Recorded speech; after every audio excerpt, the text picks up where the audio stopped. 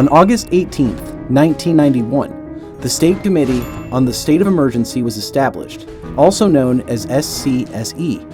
This committee included Gennady Ganayev, Baklanov Oleg Dmitrovich, Khrushchev Vladimir Alexandrovich, Pavlov Valentin Sergeyevich, Pugo Boris Karlovich, and Yazov Dmitry Timofeyevich. The next day, August 19, 1991, representatives of the State Committee on the State of Emergency issued a statement.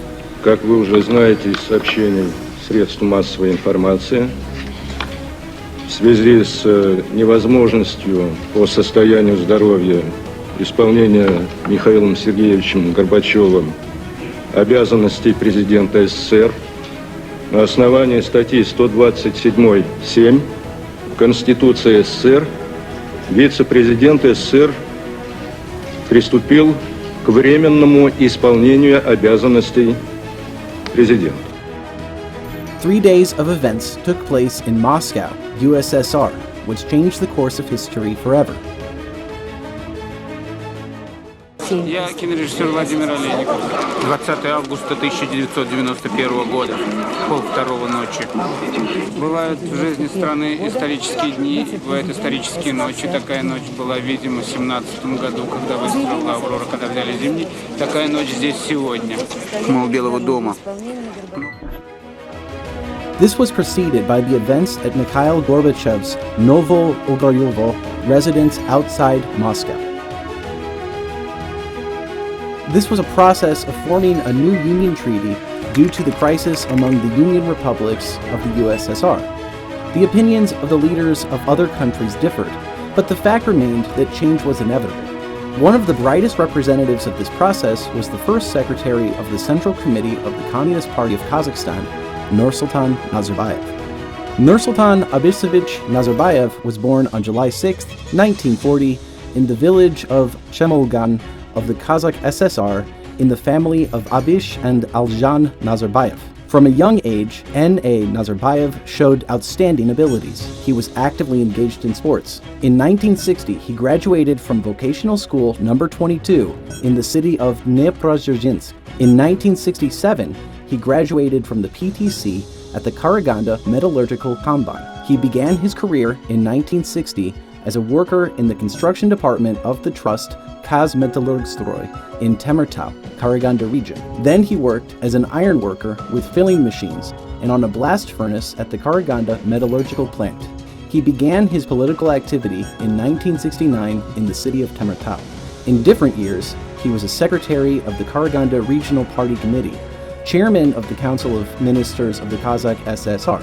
In 1989, he became the first secretary of the Central Committee of the Communist Party of Kazakhstan. The wave of thousands of strike movements among miners rose at that time, against the background of growing instability in the USSR. Strikes began in the Pechora coal basin, in Kuzbas, Donbass, and they did not bypass the Karaganda region. Теперь проблемы наши, городские. Это проблемы, значит, торговли, снабжения. Как они у нас решаются и как надо решать нам, рабочим. After his election, Nazarbayev went to Karaganda immediately, where he met with the miners for several days and prepared for the toughest discussions.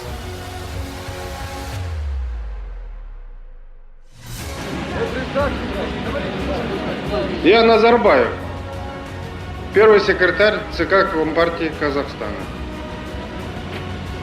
Как вы знаете, что я в этой должности работаю всего 20 дней. Товарищи, ну вы скажете, вы меня послушаете, раз уж я здесь. Ну, я лично не могу уже 1,5 года попасть на прием к Локотунину. 1,5 года я звоню. Когда это кончится? Давайте так, будем уважать взаимно друг друга, правильно? Я сейчас не хочу вам пространно ничего говорить и ничего не обещать. Ни один вопрос руководства области, я лично, работая в правительстве здесь, никогда не оставлял без внимания. This was a decisive turning point in the history of Kazakhstan. The miners saw a solution to their problems, and Kazakhstan got an energetic and effective leader in one of the most difficult moments in its history. Against the background of all these events, his increased authority allowed him to be a key person in the Novo-Ogarevo process and in the investigation on the night of July 29th and 30th, when Gorbachev, Yeltsin, and Nazarbayev met in Novo-Ogarevo. At this meeting, it was decided to postpone the date of signing the Union Treaty to August 20th, 1991. Their talks were recorded by CSS officers and handed over to the SCSE, according to many historians. This is what caused them to organize the coup attempt on August 19th, 1991.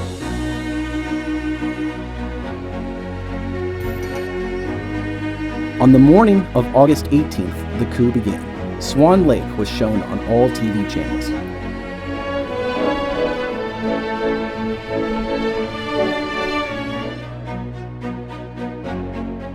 At that time, Nursultan Nazarbayev was in Kazakhstan. He received a call from Yanayev with a request to support the SCSE. Messages from Moscow followed one after another. The tone of each telephone conversation was different, but the essence was reduced to one thing: to recognize the SCSE and to make a statement in support of it. Despite the serious pressure of the conspirators who had usurped power in Moscow, Nazarbayev needed to assure his compatriots that the situation in Kazakhstan would remain stable and safe.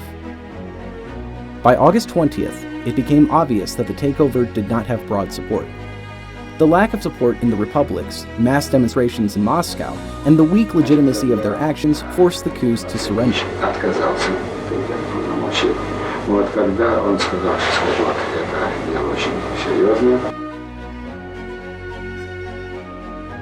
In the situation of an acute crisis of political power in the USSR, the example of Kazakhstan and its leader significantly and favorably differed from surrounding countries. Nazarbayev, without a doubt, became one of the most popular figures in society in the last years of the USSR.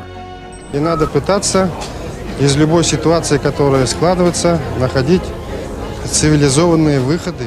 In particular, this was because he had proposed solutions that would allow us to find a way out of a situation that was already perceived by many as almost a dead end.